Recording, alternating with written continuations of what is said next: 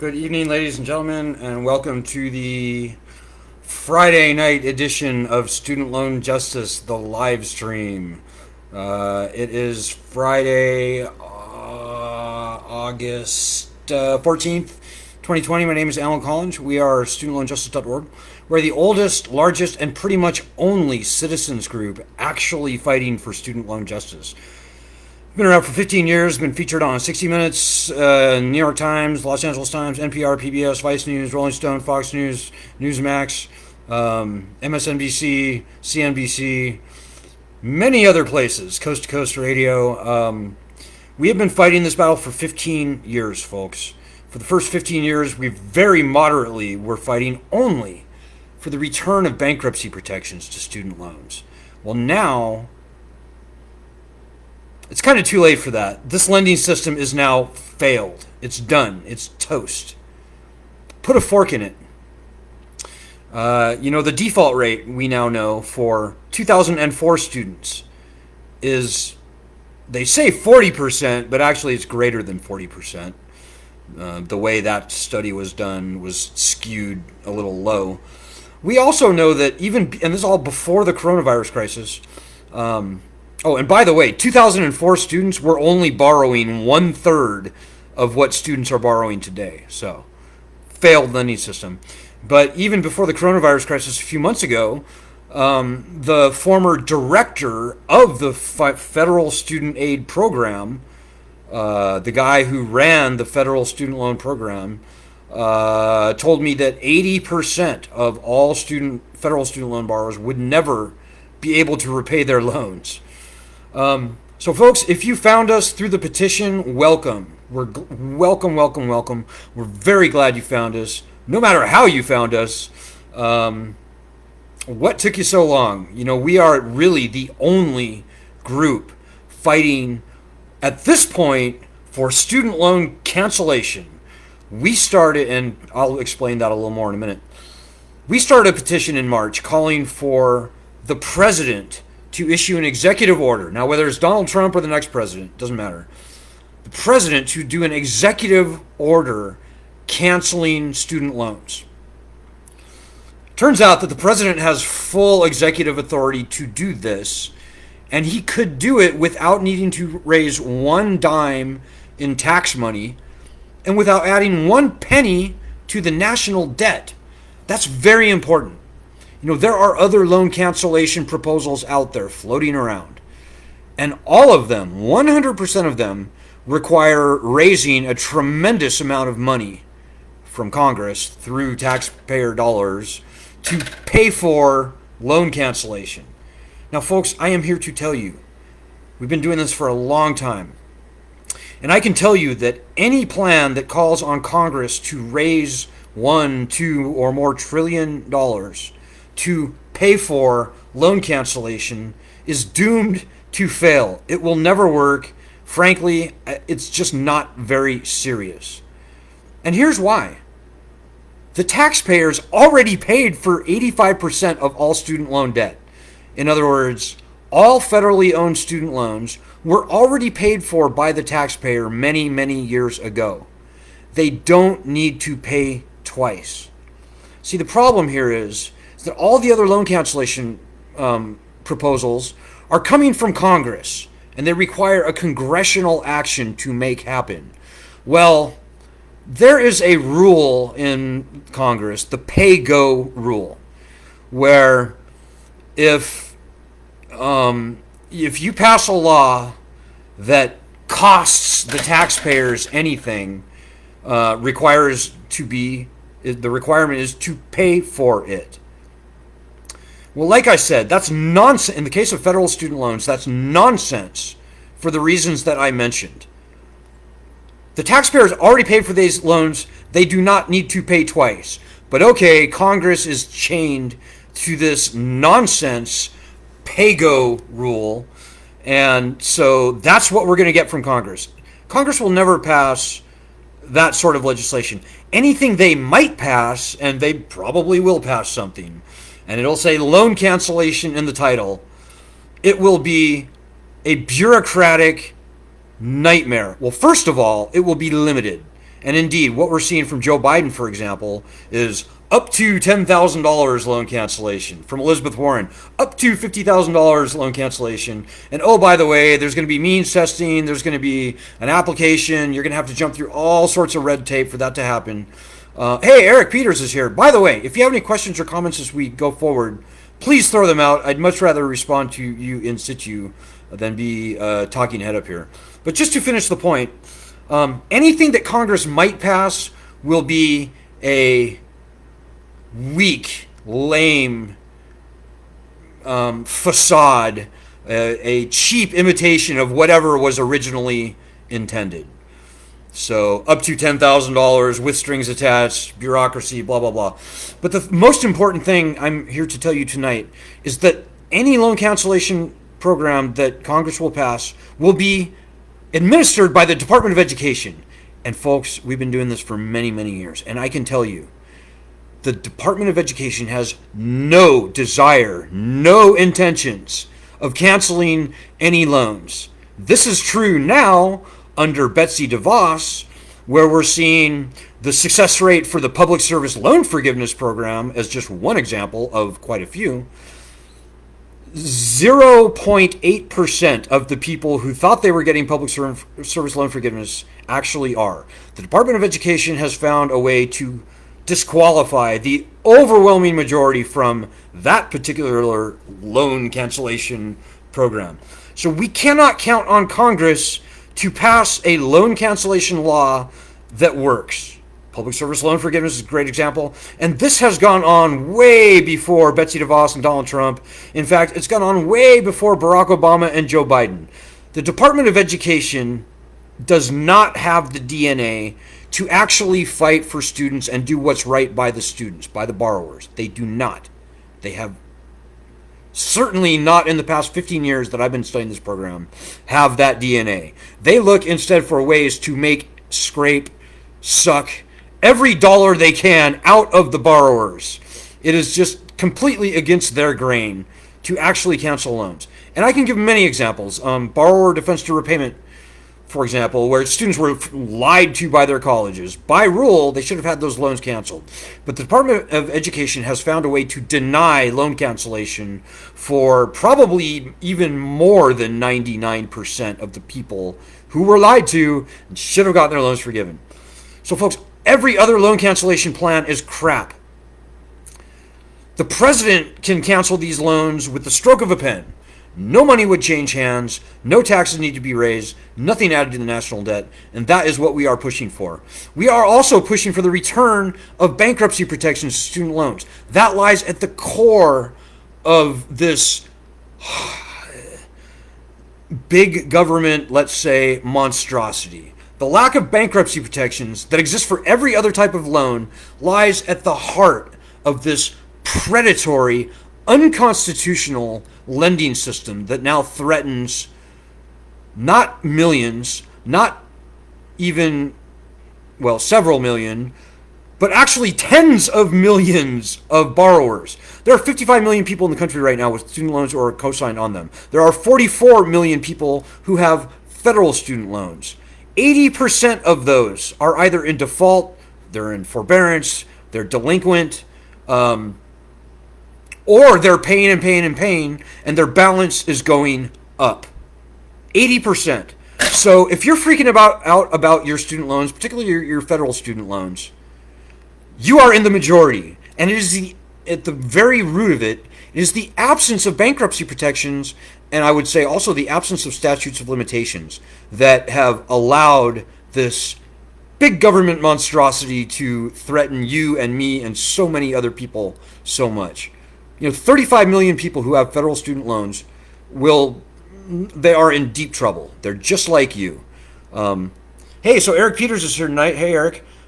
He says, nobody wants to hear the money is already there, though. I tell people this all the time. Now they say, oh, we paid for our kids to go to school without taking student loans, so why should you get yours forgiven, right? We hear that all the time. Well, to those people, first of all, The president can cancel these loans without needing one dime of additional taxpayer money, without adding one penny to the national debt.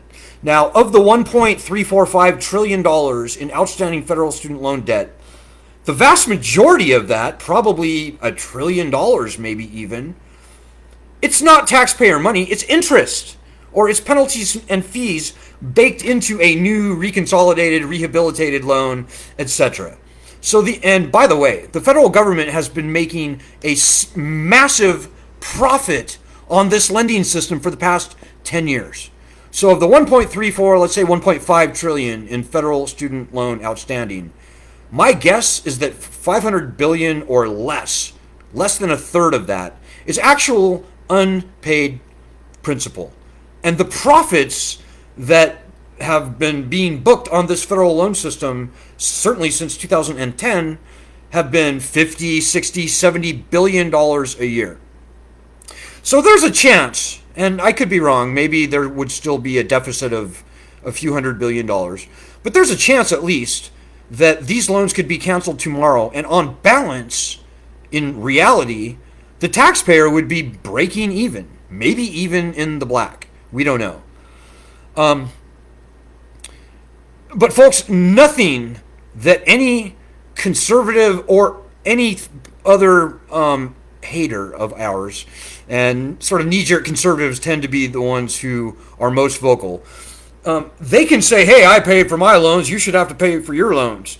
And, to those people who in years past, maybe in many years past, 20, 30 years, which seems to be about the average age of people who attack us on this issue, that they were able to pay back their loans. I commend them, I congratulate them, and I'm just very impressed that they were able to repay their loans.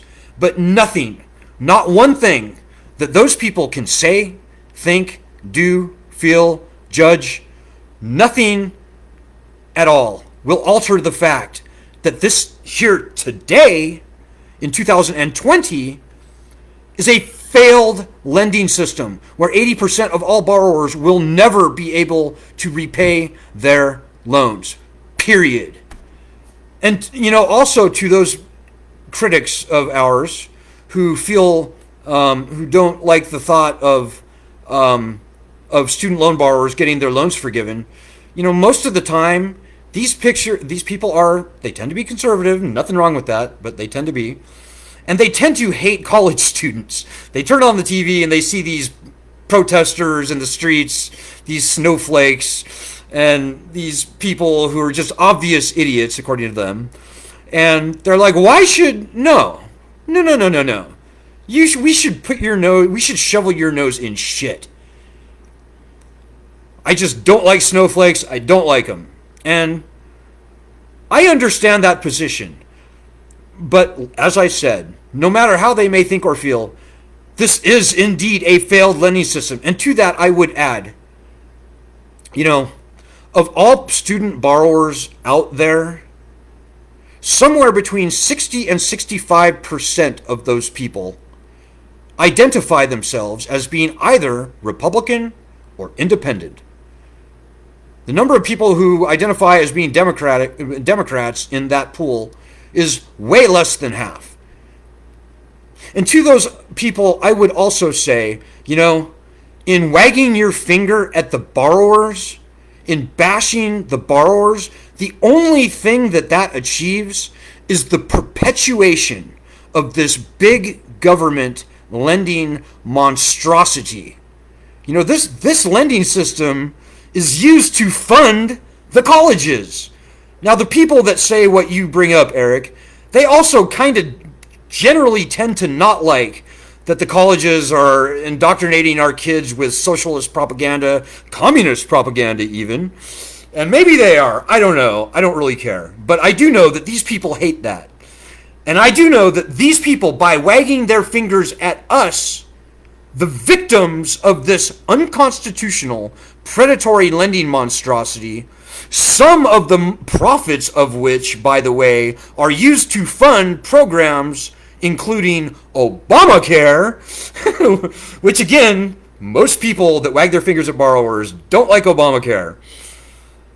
These people by wagging their fingers at us, are only succeeding in perpetuating this big government socialist agenda lending monstrosity on the next generation of their fellow citizens. And I say to them, shame on you. Turn in your conservative card, because you're being played for a fool. You should be embarrassed and ashamed. And I have this conversation with a lot of conservatives. And the honest ones who hang with me through the course of this debate, 100% of the time, come around to agreeing with me.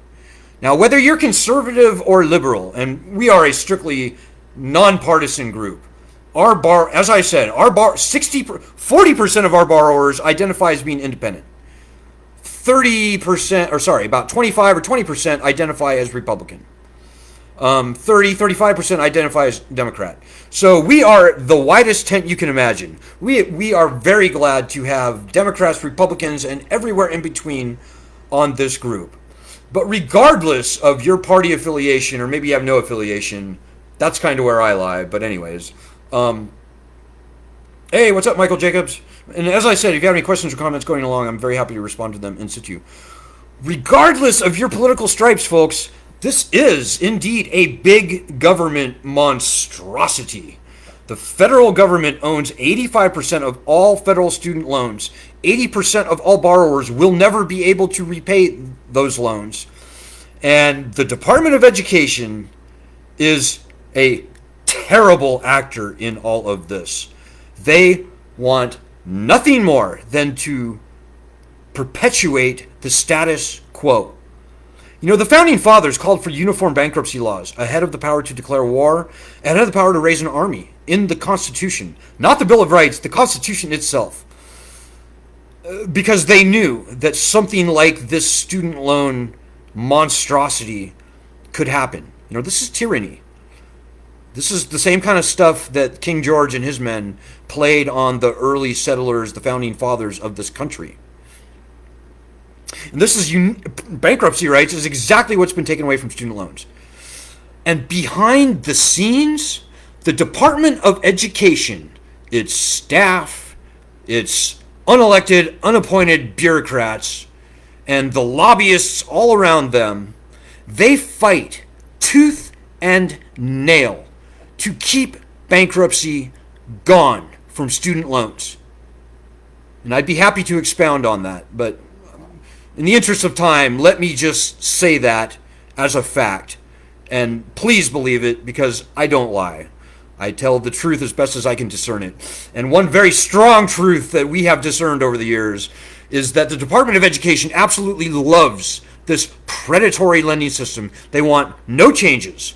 And they will go into bankruptcy court and they will submit expert witness testimony begging and pleading and commanding the judge to not grant one little peon borrower a bankruptcy discharge because they say it would imperil the entire lending system. Well, we have lots of loans in this country. We have credit cards, we have home mortgages, we have home loans, boat loans, business loans, boat loans. We have VA loans, we have many government loans. We have SBA loans, we have now PPP loans, we have all manner of government loans. Every single one of those loans has the same uniform bankruptcy protections behind them that every other loan in this country's history has had since we signed the Constitution. The only exception to that is student loans. So, and that brings me to what I'm saying here tonight. First of all, it's a failed lending system. Our petition calling on the president to cancel student loans now has nearly 600,000 signatures. I am very hopeful that we can have 1 million or more by the end of this month. And that's going to turn out to be pretty critical, and I'll tell you why in a minute. But on the bankruptcy front, there are two bills right now, S-1414, H.R. 2648 in both House and Senate. These bills will repeal the one line of federal code that makes student loans treated differently from all other loans in bankruptcy proceedings. We are pushing very hard for these bills. And that is the one thing I wanted to discuss tonight, the news that I have for you. Well, I talked about Wayne Johnson a minute ago, the former head of the student loan program, who told me that 80% of all student loan borrowers will never be able to repay their loans. Well, he is now running for Senate in Georgia as a Republican, no less. As I said, we are a nonpartisan group. The fact of the matter is, however, that historically, Republicans have not been on our side. On those two bills I just mentioned, S1414, HR 2648, there's one Republican on the House bill co-sponsoring, John Katko out of New York. 0 Republican senators on the Senate bill. So that kind of, I'm not saying Republicans are bad, but I am saying that they have historically and to this day have resisted the push for the return of bankruptcy protection to student loans. And this is completely asinine. Republicans say they are against big government, yet they are perpetuating exactly that upon the citizens. It's not right. It's wrong. And I'm here to tell you that today, Wayne Johnson, who just happens to be running for Senate in Georgia, he wrote a letter to Chuck Schumer and Mitch McConnell, the two heads, the number one and number two ranking guy is in the Senate. And he told them, number one, return bankruptcy protections to student loans. And remember, this is the guy who ran the federal lending system, a Trump appointee, a Republican. So things are changing, folks. That's a big deal. Number two, he said, stop doing bad credit reporting on people for student loans. And that's important too. Less important, bankruptcy is by far and away the most important thing. And to Wayne's credit, he mentioned bankruptcy, number one thing. He also said, credit reporting, stop the bad credit reporting. That's going to help a lot of people. Third thing he said is extend this payment suspension through 2021 until the end of 2021 so that we can come up with a better way to finance higher education. And by the way, Wayne Johnson, to his credit, is calling for widespread loan cancellation as well. Now, as I said before, as a senator with this pay-go rule, I'm just not a big fan of any of the loan cancellation programs out there for the reasons I said. It's just so hard, if not impossible, to make them work, particularly to make the Washington, D.C. swamp, which is the Department of Education, to actually do that. To me, it's an exercise of futility. But I'm telling you, this person, Mr. Wayne Johnson, is very special. He's the first breath of fresh air that this movement has had in years. And so, if you live in Georgia, or even if you don't, you need to do everything you can to support Wayne Johnson for Senate. The people he is up against, I've looked closely at, and they are dogs. They are just, on student loans, they are dogs. The incumbent Republican, Kelly Loeffler, is a joke. She's an insider trader. She's in trouble for right now. Her husband is the president of the New York Stock Exchange. She has no love for student loan borrowers. She is completely bought and paid for by the banks. She's terrible. Doug Collins, the up-and-coming House guy, I drove through Georgia. I met with Doug Collins' staff, and I was almost literally laughed out of their office when I tried to make the argument, which is a very conservative argument, for the return of bankruptcy protection to student loans. Doug Collins is a joke. He is part of the swamp on student loans and does not deserve to be senator.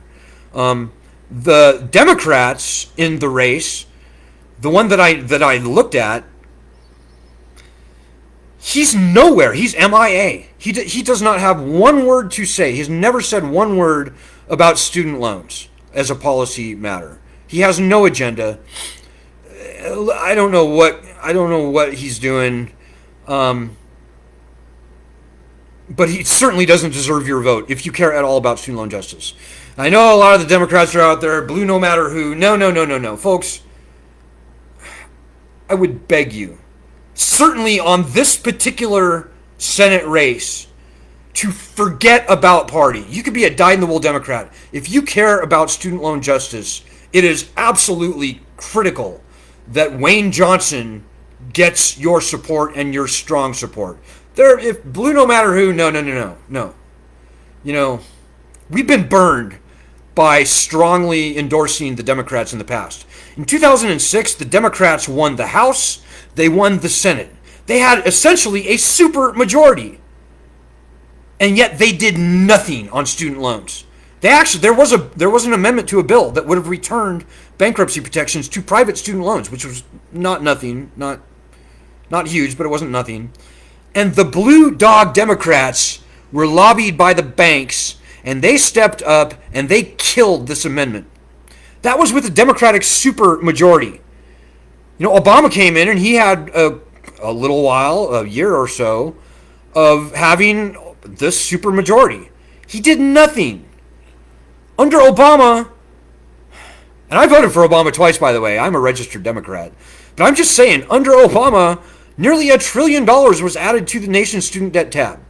So, while the Republicans historically have been against us, and there's no doubt about that, the Democrats have certainly not been for us. We're not buying that. We're not drinking that Kool-Aid, folks. All we care about is getting student loan justice.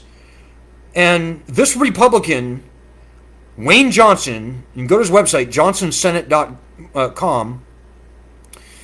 He is a breath of fresh air. He is a beacon in the fog. And I can only say, unless you are just, completely married to blue no matter who, if you were ever going to make an exception to that, this would be the one. So there's that. But just this story, and by the way, we were quoted in the very first article about this letter that Wayne Johnson sent to both Democrats and Republicans in the Senate. You can see it. I think it's savingforcollege.org. But this story is going to be making the rounds, folks. It's already been picked up at Forbes, and Forbes sucks. But the fact that Forbes picked it up is really telling you something. This story is going to get around. It got picked up by Yahoo Finance. I suspect it'll probably get picked up by CNBC. I'd be really surprised if it didn't. And it will probably make its way. It will go viral. As viral as any story on student loans goes, this story will go viral. So that's very good for us, folks. It's very, very good for us. And the whole point of everything I just said is to say that right now, particularly if you have non-federal student loans, if you have private student loans, if you have the older style FFELP loans, if you have Perkins loans, getting bankruptcy protections returned is very important. So right now and through the end of the year, you need to do everything that you can to get a Republican senator to co-sponsor S1414. Even if you have other federal loans, you better do that, because who knows? We think, and we've never been in a better position to get an executive order canceling these loans. But we've got to fight this battle on all fronts, folks. And there's only two fronts, by the way. There's not more than two. There's only two. Number one, loan cancellation. Number two, getting bankruptcy returned, not only to federally owned loans, which may be canceled, hopefully will be canceled, but to all student loans, including private and the other loans I mentioned. So get a Republican senator to co-sponsor S1414. And I'm sorry, I missed some of the comments. Hey, Michael Jacobs, I put into Camilla Harris's office. Okay, that's good. Yep. Yeah, definitely. We continue to push the presidential candidates. And to our great credit, Joe Biden has really come around. He was terrible back in Iowa when we were following him around. We pushed Elizabeth Warren to pledge that as president, she would return bankruptcy protections to student loans by executive order. And we also were a pretty strong reason that Joe Biden agreed to embrace and adopt Elizabeth Warren's bankruptcy agenda for student loans.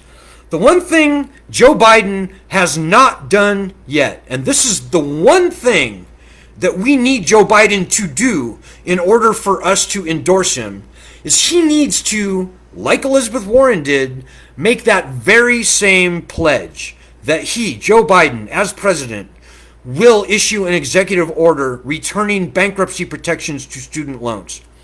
frankly, the way the politics are shaking out and the way this economy is looking more and more threatening, I don't think that may not be enough for Biden to win the election, really. I think at this point, Biden might want to strongly consider pledging to do an executive order canceling student loans by executive order in the way that we are currently pushing President Trump to do. But having said that, in order for Joe Biden to get our endorsement, he at least has to do that first minimum thing. Make the pledge to return bankruptcy to student loans by executive order. Elizabeth Warren did it because of us. Joe Biden needs to do that. He said he was going to adopt her plan. If he's being serious, he will do that. He'd be a fool not to do that.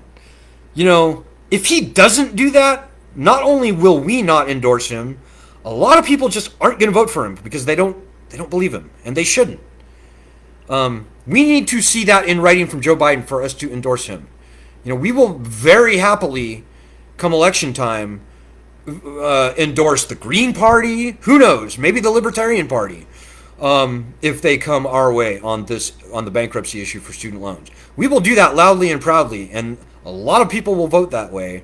And the same thing that happened to Hillary is going to happen again to Joe if he doesn't get off his establishment ass and do the right thing. And this is my personal opinion. You may disagree. Kamala Harris is an establishment candidate, folks. She's moderate. I don't care what you might hear in the media. She's not left at all. She is center, even right as far as Democrats go. And on the student loan issue, she was just not very impressive at all. But these people are all malleable. Anything that we can do to help you, Michael, with Kamala Harris's office, we volunteered for her campaign in Iowa. We did phone bank for her. We did some other stuff. We found it really hard to get through to her staff. But that may be changing. You know, the student loan issue has grown a lot in stature even since we were in Iowa 4 months ago. So Michael says, can we get as many people as possible bombard her with calls? Our resources are pretty limited, Michael. We will ask our people to do things, and we can't ask them to do too many things because they just won't do it. You know, I can every day say, okay, we need you to do these 5 things. Call Kamala Harris, do a Twitter to Oprah Winfrey and Ellen DeGeneres, write to the president. And, after a while, people's eyes just glaze over. So, I just don't feel comfortable asking the members to do that. I don't want to distract, confuse, overwhelm them. If I was going to ask the members to do anything right now with the Democrats, it would be calling Joe Biden. And, he's the number one guy, pressuring his campaign to, number one, pledge to return bankruptcy by executive order. That's the very most important thing, the minimum that we need for our endorsement. But number 2, pledge to cancel student loans by executive order. That would be even far stronger, and frankly, that would be way better if he wants to get the votes of the 55 million people in the country who vote and have student loans, and the majority of whom, 80%, are losing sleep over their loans. If Joe Biden was not an idiot, and I hope he is not, I think his people are smart, and we do talk to his campaign manager, and I said exactly what I said 2 seconds ago to his campaign manager the other day. They will do the right thing, and they will come around on that. But I'm putting pressure on a vice president. I don't think that's a good use of the very limited resources that we have. And I should say, folks, we are not strong. We're strong. We've got 600,000 people in our group on our petition, but it's not like those 600,000 people are just sitting there waiting every day for instructions on what they need to do, and they're just going to go at it. On an average day, I might put a call out to everybody to, write to the White House. And on a good day, maybe 2,000 people will do that, and that's a good day. On an average day, maybe only a few hundred people will do that. And, I hope and pray that will change.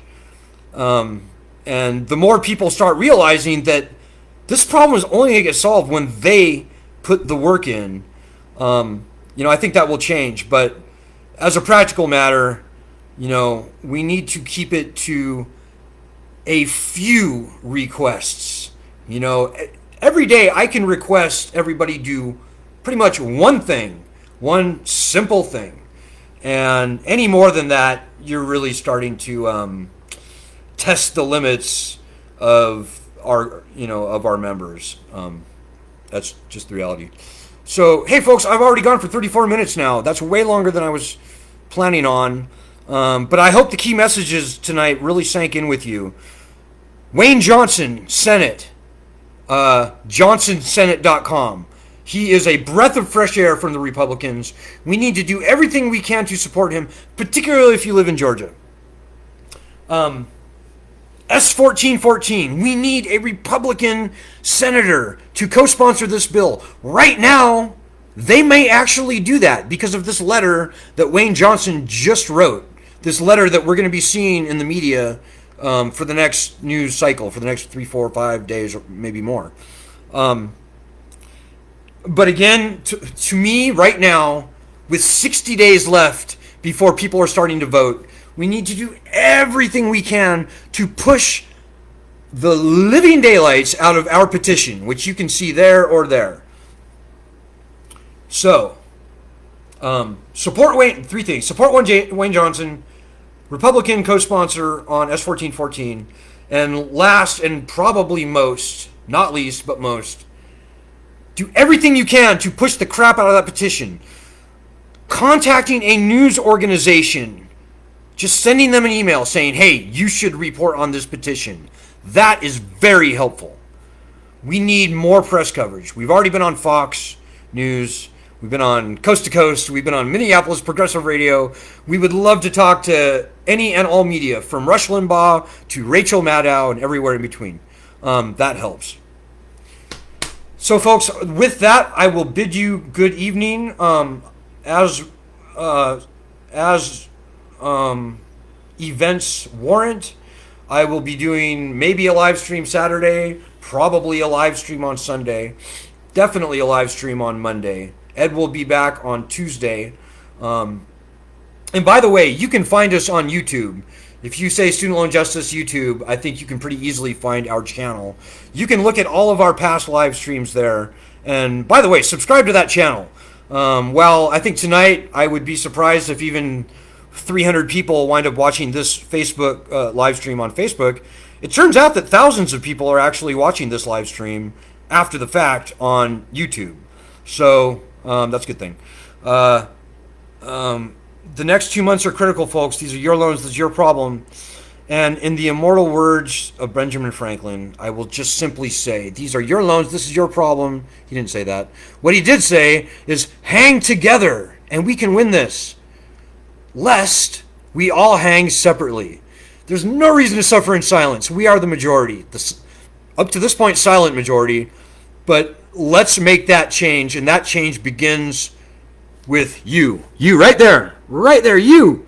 I'm doing it. You should do it. Nothing special about you. Okay, you are special.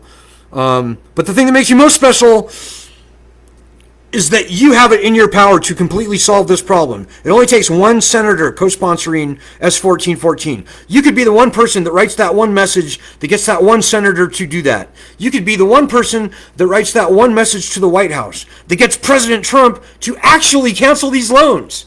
You have no idea how important you could be. But it's not going to happen unless you try. So please try. Let's not hang separately. Let's hang together. Huge strength in numbers.